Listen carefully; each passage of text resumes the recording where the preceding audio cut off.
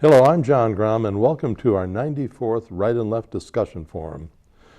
We hold our discussion panels twice monthly to demonstrate the value of civil, productive, open-minded discussion.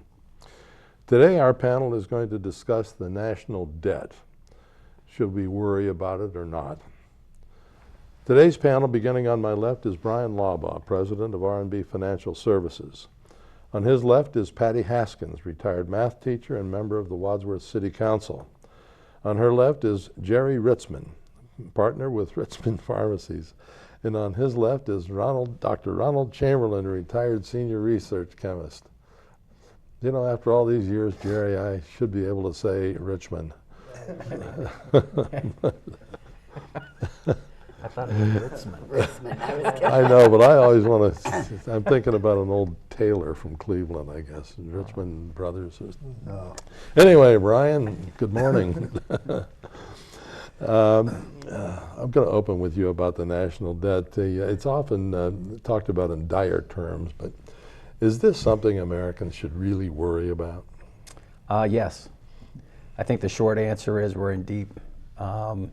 No matter how you look at it, and we talked before we started taping that, you know, sometimes the old, what is it, the axiom that figures don't lie but liars figure comes into play here, because the way you slice and dice and how you come up with the numbers and the percentages of GDP and the percentages of revenue and everything, if you just take a look at the raw numbers that we're dealing with, and I pulled up from the internet, it's called justfacts.com. I didn't fact check the website, but it seems to me that it's a pretty middle of the road type of reporting website.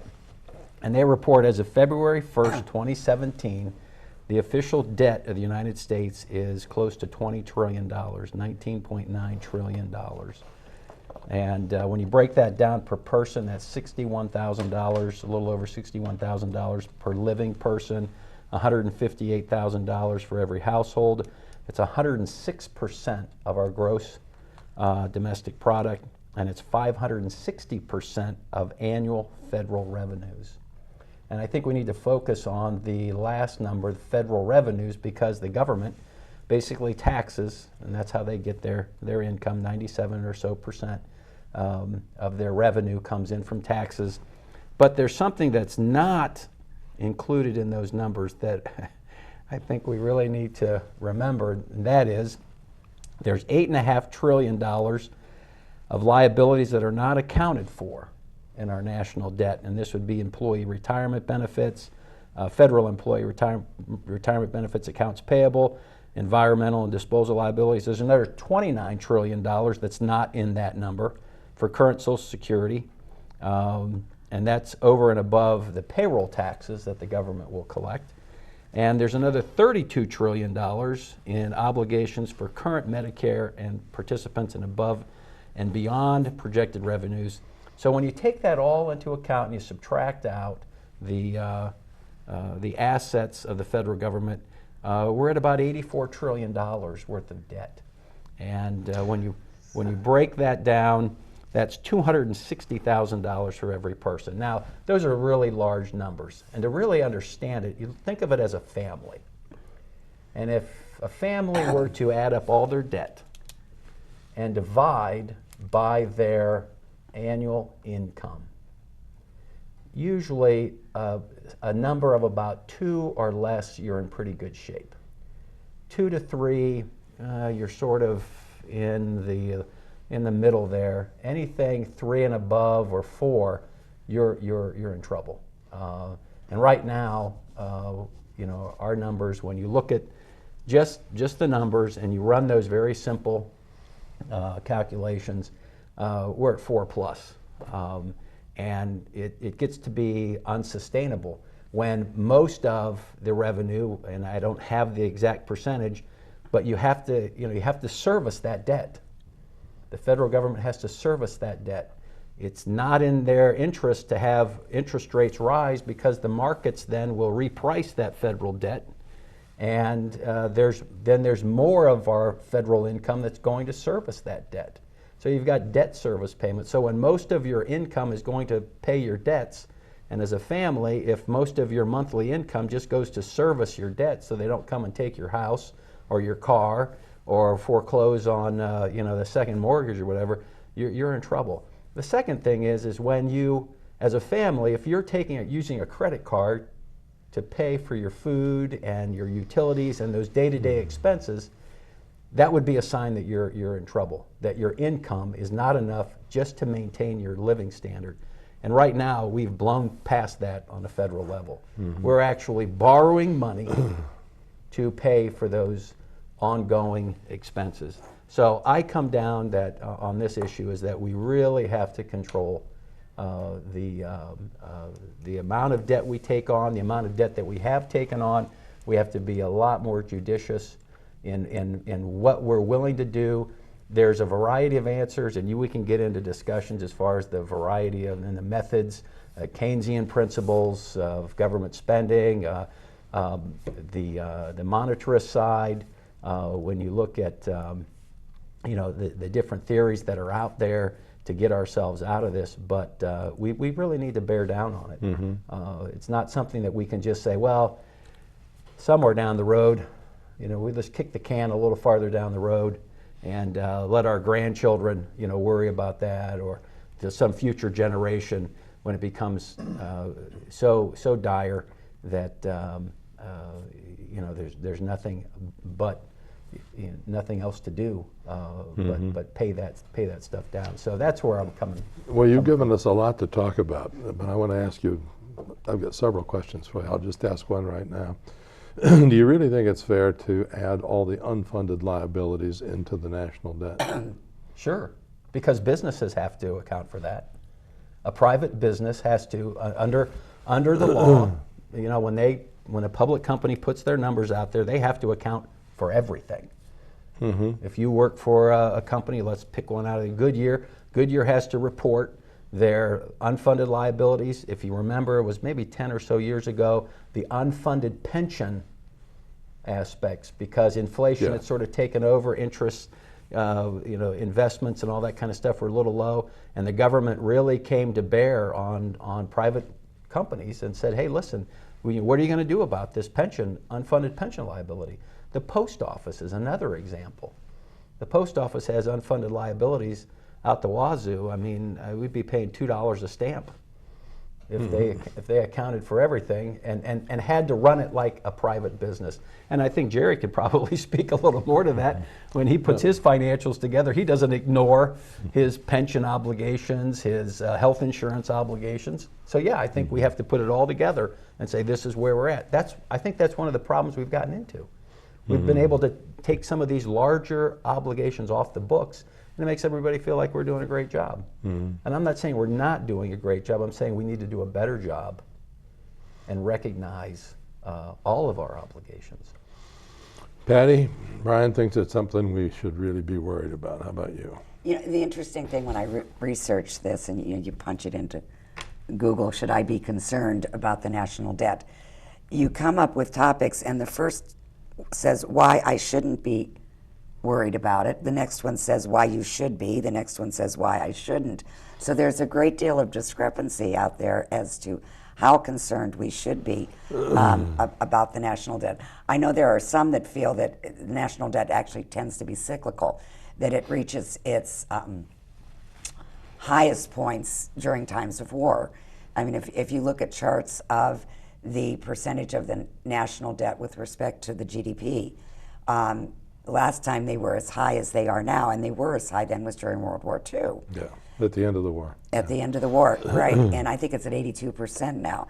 And if you look at a chart of it, it started going up when we entered the war in Iraq, and it's continued to go up as those wars continue.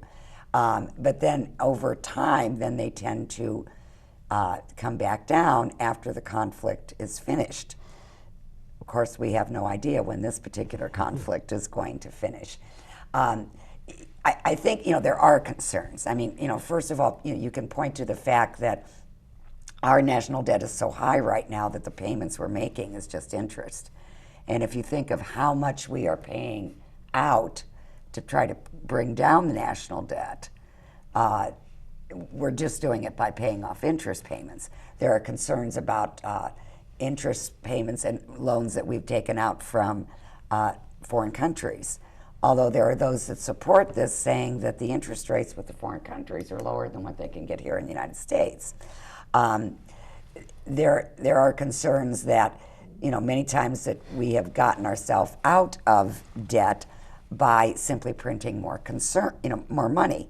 Of course, this leads to inflation and then devaluation of the dollar, and that can cause a recession to occur. So, we have all of these things going on, but the solutions don't always seem that good. I know, Bryan mentioned Social Security and Medicare. Those are huge mandates that we have, and there's huge concerns about those. It's not that Social Security isn't bringing in enough money to cover their responsibilities. It's the fact that, like a bank with a savings loan, they don't take that money and set it aside and say, this is Social Security money. It gets loaned out to other government agencies to use for other projects, so then the money is not there. Now, how you correct all of this, I don't know, because I think we do have to be concerned. The most interesting thing to me, though, about this is for the entire time that Obama was president, up until maybe the last 6 months, the national debt was one of the biggest concerns on every Republican's lips. I know Fox News had wasn't it Fox that had the debt clock? The clock, yeah. Yeah, showing how much it was going up each day and each day. I think that's actually in Times Square. There's a real clock there. That shows what the debt is. And the interesting thing to me is during the very lengthy campaign, I really didn't hear discussion of the national debt that much. It was put on the back burner. I'm definitely not hearing it now. I'm hearing talks of not doing anything to amend Social Security or Medicare, because this was the promise of Donald Trump that he was not going to touch it. I'm hearing expenditures for a wall that total in the billions that are going to raise national debt. Yeah, but Mexico's going to pay for Yeah, that. Mexico's going to pay for it in my lifetime, I'm sure. Yeah. So I don't know, and I know that it still is a huge concern of the majority party in both, in both the House and the Senate, but I'm not hearing it, and I'm wondering if this is going to,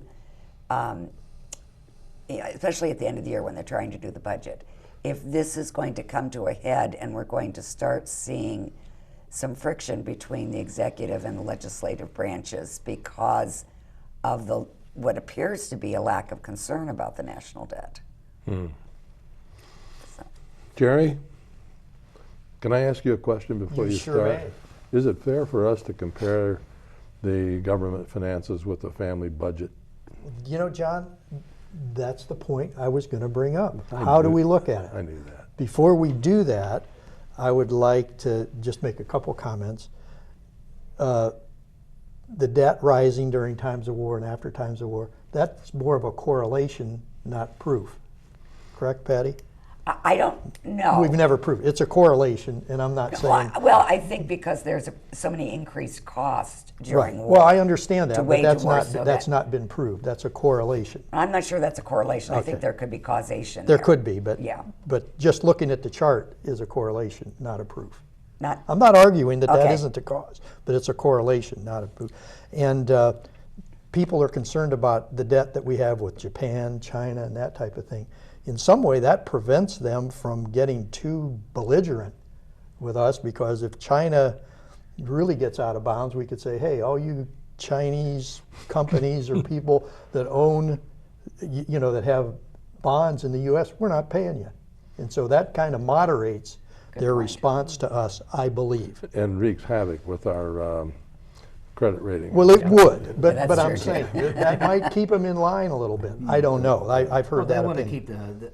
keep the dollar relationship here so absolutely. that their stuff's cheaper. Absolutely. Or seems to be Right. cheaper. Right.